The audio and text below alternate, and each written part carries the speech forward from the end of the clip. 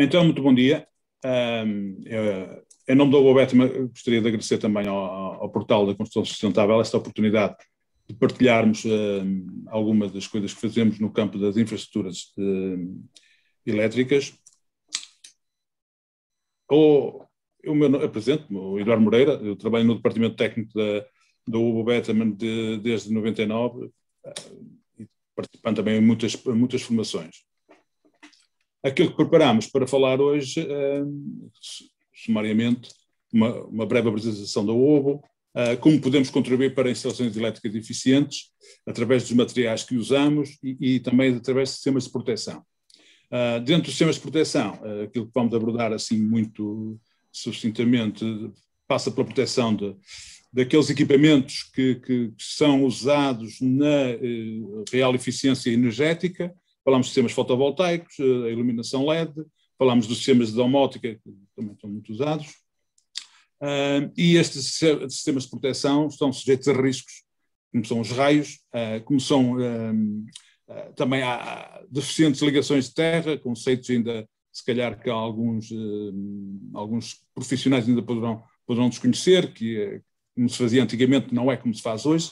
Antigamente fazia-se um sistema de terras para o para-raios, depois fazia-se um sistema de terra para a eletricidade, um sistema de terra para as telecomunicações. Hoje está tudo convencionado em termos de normativo, que é só um sistema de terra que deve existir numa instalação, para não haver diferenças potenciais, para não haver correntes, parasitos, para não haver avarias que aconteceriam com muito mais frequência.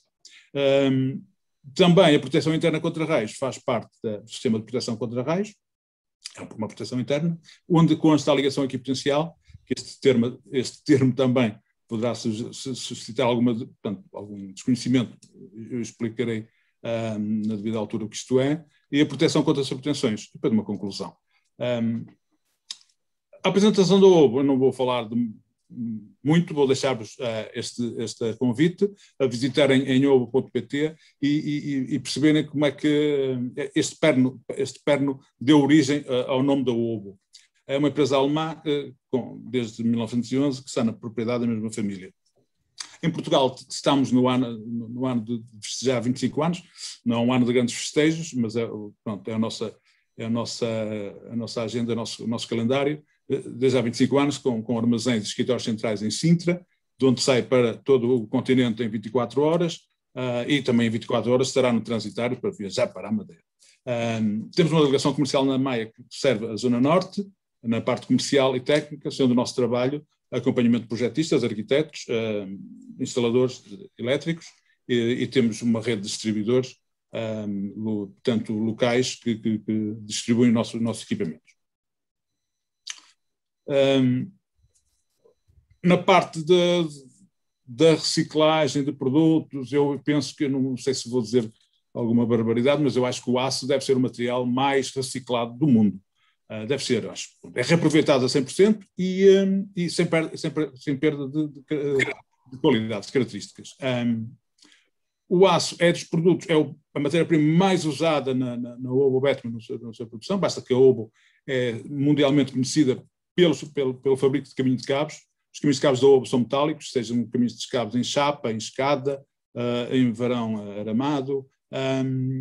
Portanto, estes caminhos de cabos, por norma, já estão, o fabrico deles já está, portanto, coberto por essa declaração ambiental de produto, tanto no caso de caminhos de cabos em chapa como em arame.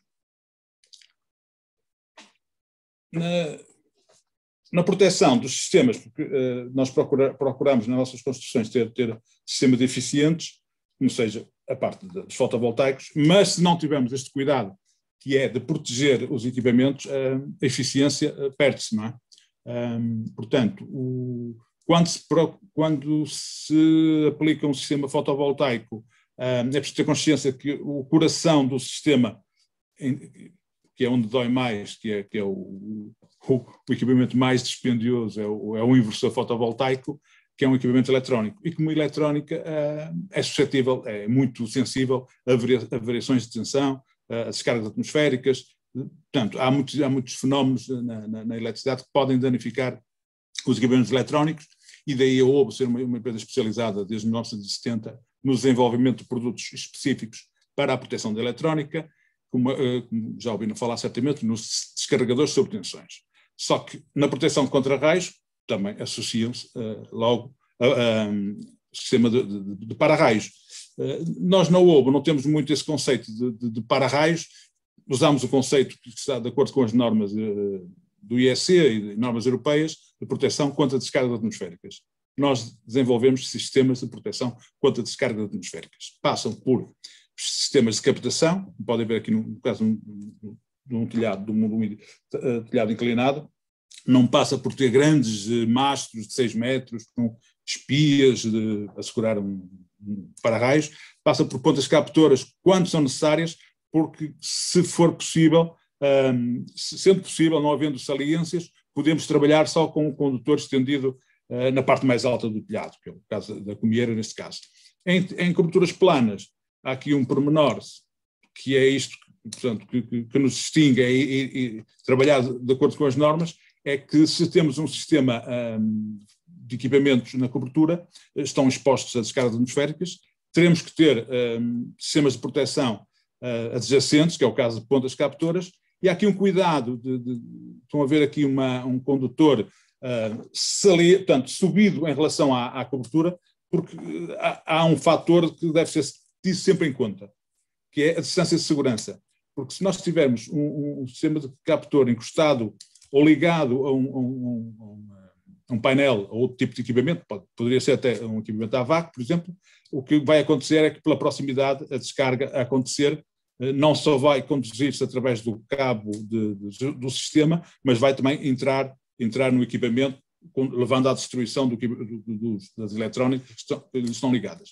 No caso aqui também, o cuidado de passar o cabo acima do caminho de cabos da cobertura tem a ver precisamente com isso, que é para distanciar a corrente de raio, quando ele atua, não induzir correntes para dentro da instalação, que é o que aconteceria se o cabo cruzasse aqui com este caminho de cabos. Portanto, há estes cuidados também, e a nossa função aí depois entra no apoio ao projeto de definir estes critérios todos. Uma das coisas mais importantes, se não das mais importantes, um dos componentes mais importantes para a proteção de raios é o sistema de terras, o eletroterra, mas também não é só usado, portanto, o sistema de terras é usado em todas as instalações elétricas, em todos os edifícios é necessário um sistema de terras. Antigamente era uma especialidade que entrava no fim, era uma vareta que se cravava em qualquer lado, o regulamento dizia que tinha que ser fora da zona pedonável, onde as pessoas pudessem passar por cima, portanto, devia ser, mas como entrava no fim, construía-se todo o edifício e depois o espaço, se calhar, para a colocação desses elétrodos era mesmo debaixo do tapete de entrada. Pronto. Assim, não havia muito critério nisto. Hoje em dia, com já desde há uns anos, e a OBO teve aqui um papel também importante nisto, começámos a baliza é talvez o estádio, a construção dos estádios para o Europeu 2004, mas antes, em que desenvolvemos muitas formações e apresentámos o sistema que se usa na Alemanha, e na Europa Central, na Áustria, por aí, que é usar as fundações dos edifícios como sistema de terras.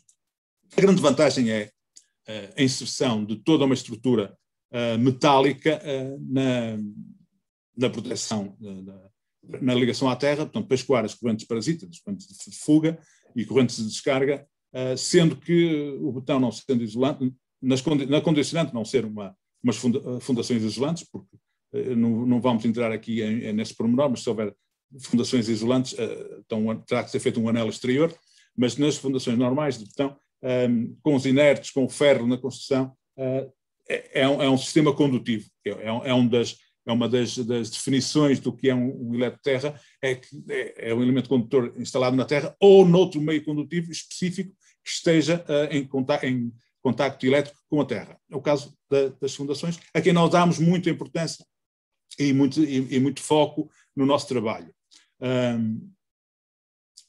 Alguns exemplos do desenvolvimento de trabalho é usar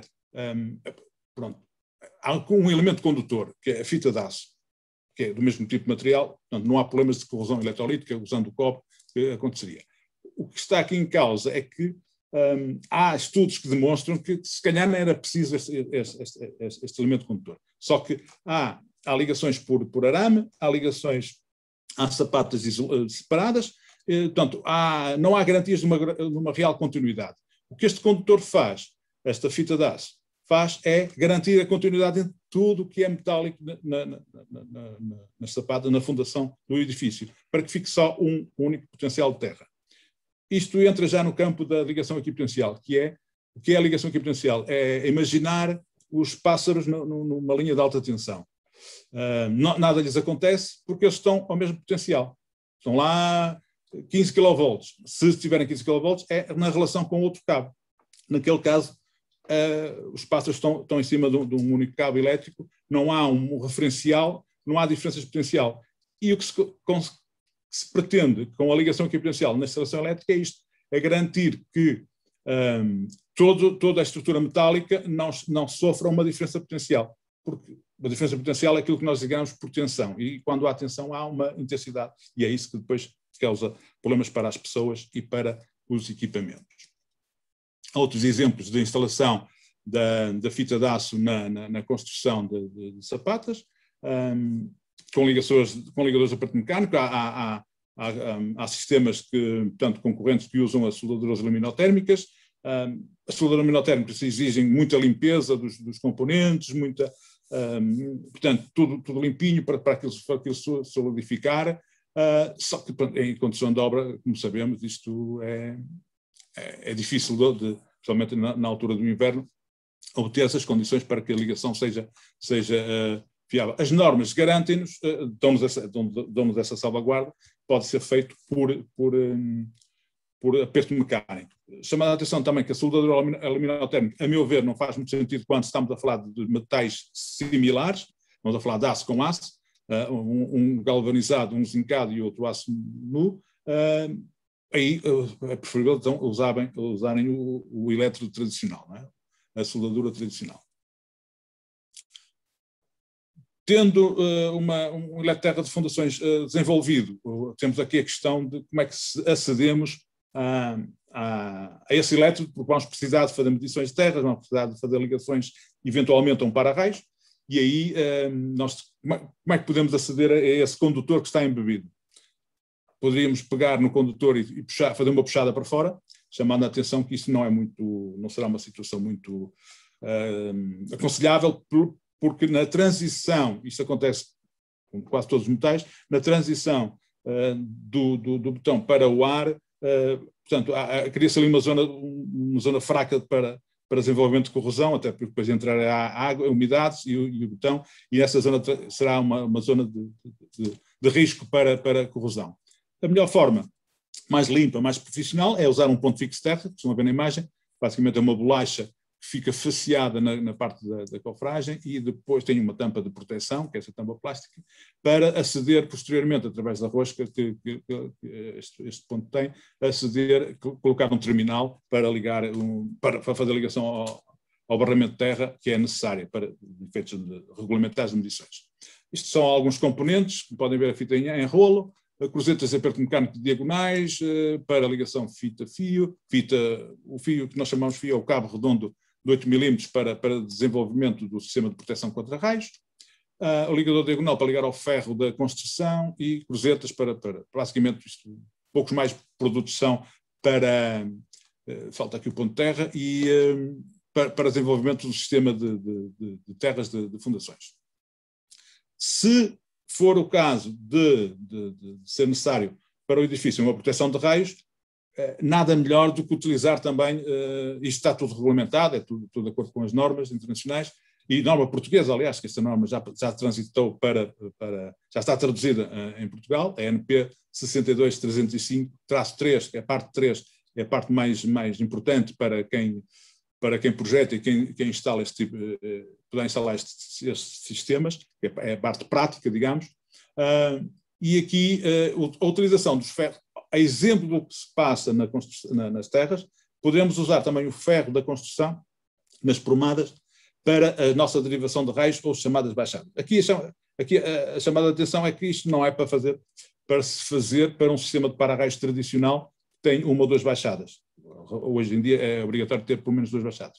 E porque aí é fácil de percebermos que seriam duas baixadas embebidas num pilar, nos pilares, a levar com uma corrente de descarga única de raios. Quando se desenvolve este sistema, temos que pensar, portanto, para quem não é da eletricidade, há uma lei, que é a lei dos nós, em que, portanto, vai imaginar todo este emalhado, se houver uma corrente a circular, se estiver tudo ligado, as correntes, portanto, se entrar uma corrente de 100 kA, que é uma corrente máxima de uma descarga atmosférica para a classe 3, para a classe 3 ou 4 de um sistema de para-raios, que é uma denominação técnica, 100 kA, se for num pilar só, eram 100 kA num pilar de botão, isto certamente havia aqui fenómenos térmicos e dinâmicos que ia ser um problema para a estrutura.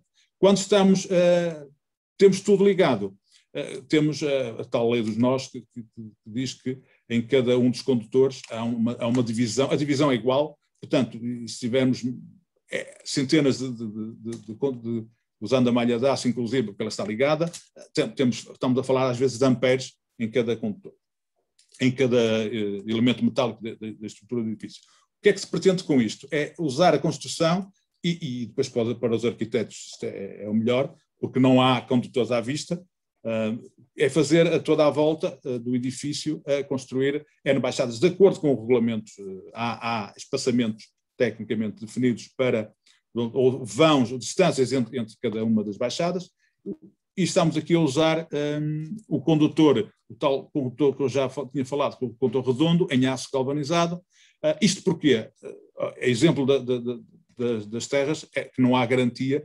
Portanto, há um aumento de resistência, eventualmente, pela ligação com arames, porque não é uma ligação contínua, e então, quando se usa um condutor dedicado, não é esse condutor que vai absorver ou vai derivar toda a corrente, mas todo o pilar vai derivar, com a garantia que há um dos condutores, que é o condutor artificialmente lá colocado, que vai permitir um escoamento muito mais rápido, sem grande impedância, sem grande resistência à passagem da corrente. Portanto, e sendo vários a toda a volta do edifício, se temos a influência de uma corrente de 20 kA, será muito menor do que uma de 100 que esteja num único ponto, por causa das questões da distância de segurança com a instalação elétrica. Tivemos um quadro elétrico junto a uma baixada, temos um risco de haver faíscas, de haver passagens de corrente por indução, quando estamos a falar de 100 kA. Quando estamos a falar de 20 ou 15 kA numa derivação, essa influência é menor, a distância poderá ser menor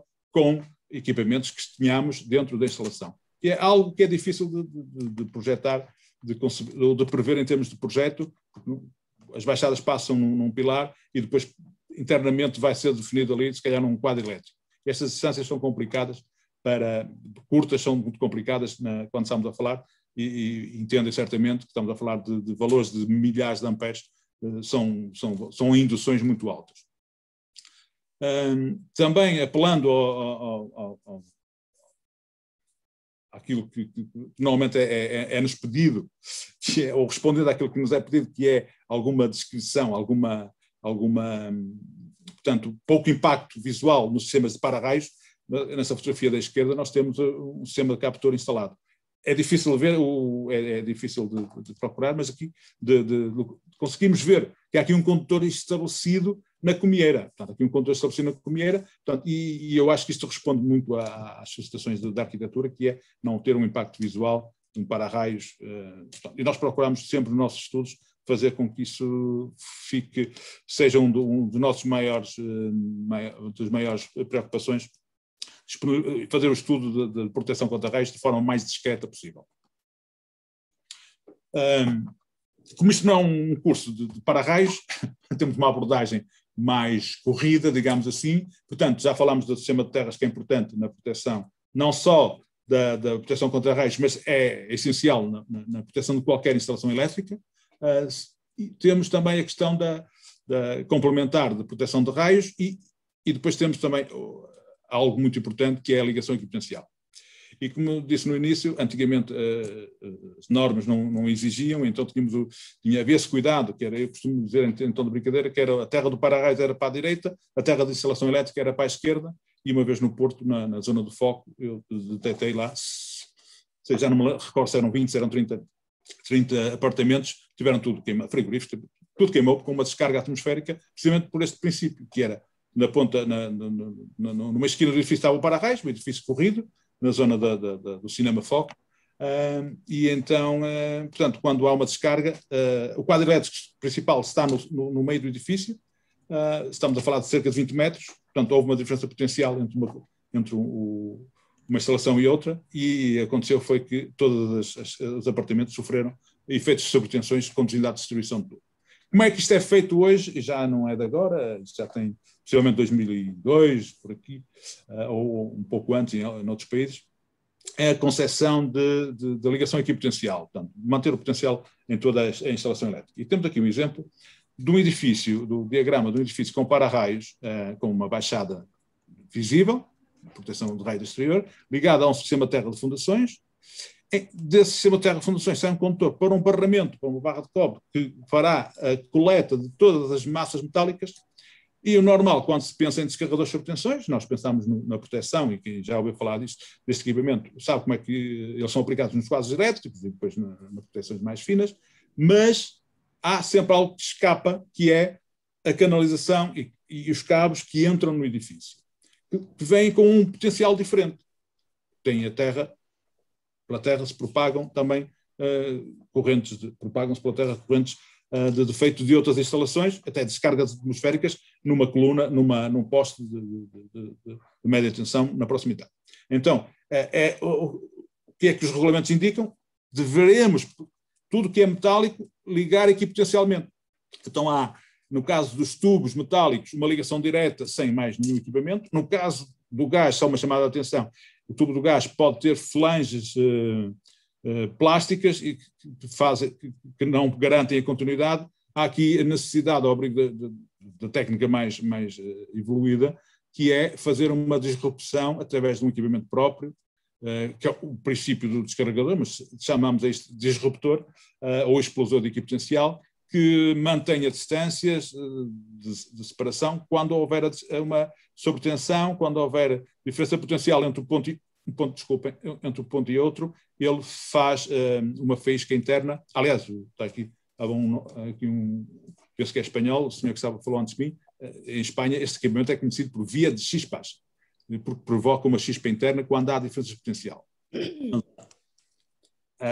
E só pedir para termos um bocadinho depois de espaço para algumas questões. Ok, também está para acabar. Então, depois da parte dos carregadores, que eu também 2 slides para apresentar, que é o caso das proteções, que tem que ser sempre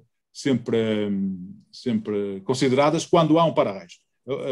É mandatório, é obrigatório uma proteção contra subtensões sempre que existe um para-raios no edifício. Depois, se não existe para-raios, é uma questão de sensibilidade quase seguro da pólice, que é considerar que temos um valor dentro do edifício a nível de eletrónica que ficará sujeito a variações de tensão devido ao próprio funcionamento da instalação elétrica. E, nesse caso, os descarregadores com outras características deverão ser também aplicados. Obrigatoriamente será, se houver um para-raios, não há como fugir a isto, de instalar a proteção contra sobretensões. Um diagrama da proteção dos sistemas fotovoltaicos. A proteção normalmente é feita, as pessoas associam isto à parte de entrada do edifício, até porque a casa poderá já ter um descarregador. Este chamamos a proteção AC, mas também temos uma exposição do lado DC e com descarregadores apropriados faz a proteção, portanto, a proteção à porta e à janela, digamos assim. Também os LEDs, que são algo muito usado, neste caso estamos a falar da iluminação pública, a parte de LEDs, toda a gente sabe que tem drives, tem equipamentos eletrónicos, que acabam por tornar o investimento, de certa forma, considerável, e também, como eletrónica que está dentro de colunas, estará exposto também a fenómenos atmosféricos e a variações de tensão. Também existe sistemas de proteção para a iluminação LED. Por fim, algo que não é muito abordado, mas que também não é para fazer nenhum curso agora, tudo isto tem a ver também. O para-raios, o raio é a fonte principal mais destrutiva dos equipamentos, portanto, e é o que mais destruirá a compatibilidade eletromagnética. Aqui é aquela característica que devemos ter nas nossas instalações, que é não haver interferências ou reduzir as interferências entre equipamentos eletrónicos a funcionar. Portanto, ao emissor e ao receptor. E depois há todos os sinais eletrónicos que provocam interferências. E nós antigamente era mais perceptível, possivelmente, com as motoretas, com as motorizadas, que agora já não se vê tantas. Quando passavam lá em casa, aquilo era a televisão, dava sinal que passou uma motorizada. Isso é uma deficiente compatibilidade eletromagnética, porque havia uma interferência externa que não era reduzida. Como é que podemos fazer isto? Usando a ligação equipotencial, usando a terra de fundações, mesmo a terra de fundações de edifícios com as fundações isoladas, nós deveríamos ter sempre uma terra, portanto, as fundações com uma malha equipotencial, porque isso vai nos dar proteção, vai nos dar compatibilidade eletromagnética aos nossos, vai nos garantir compatibilidade eletromagnética aos nossos equipamentos. Como é que isto também é feito? A nível dos cabos, é a utilização de caminhos de cabos metálicos em que fazem uma blindagem, e está a proteção por blindagem, a essas interferências externas, estando estes equipamentos ligados à terra. Melhor será um caminho de cabos não perfurado, os caminhos de cabos perfurados com uma maior resistência. O pior neste gráfico será, efetivamente, como compreendem, o aramado, não falando aqui, portanto, que não há possibilidade nenhuma de compatibilidade eletromagnética quando se usam caminhos de cabos em material plástico ou isolante. Conclusão: a terra de fundações é super importante, com ou sem proteção contra raios. E aqui consegue-se com a terra de fundações uma grande vantagem, várias vantagens, que é uma eletroterra que dura, portanto, o tempo do edifício, não exige manutenções como exigirá outro tipo de terra qualquer feito diretamente na terra. A resistência da terra, normalmente, este é um princípio, portanto, é um conhecimento empírico que nós já temos, é que a resistência da terra com terras de fundações anda normalmente entre 0 a 1 ohm, que é excelente. As fundações aumentam o comprimento, a superfície de contacto do elétrodo, há uma maior área, portanto, e conseguindo-se assim otimizar a compatibilidade eletromagnética, porque consegue-se uma blindagem, consegue-se boas ligações à terra. Na proteção contra raios, efetivamente, a mais destrutivo para a compatibilidade eletromagnética são os raios, daí temos a necessidade de fazer ligações equipotenciais, fazer proteção externa e interna. O sistema de malha que nós prescrevemos muito para os edifícios é um sistema que nos possibilita outra proteção que não os para-raios normais, que é a proteção contra as quedas de raios na proximidade. Portanto, imaginar que há difusão, há uma disseminação de ondas eletromagnéticas quando há a queda de um raio, portanto, e que vai provocar avarias, está registado em muitos lados, mesmo em Portugal, o ISEL tem esse registro, de avarias a 300 metros, a 400 metros, e na nível internacional pode chegar a 2 km, que é o que está consagrado nas normas, a influência da queda de um raio numa instalação, quando ela acontece. A utilização dos componentes naturais, com este sistema de malha, integrando o edifício, proporciona uma blindagem eletromagnética excelente, portanto, otimiza a compatibilidade eletromagnética e a proteção contra as tensões, que é um fato, uma das especialidades esquecidas muitas vezes.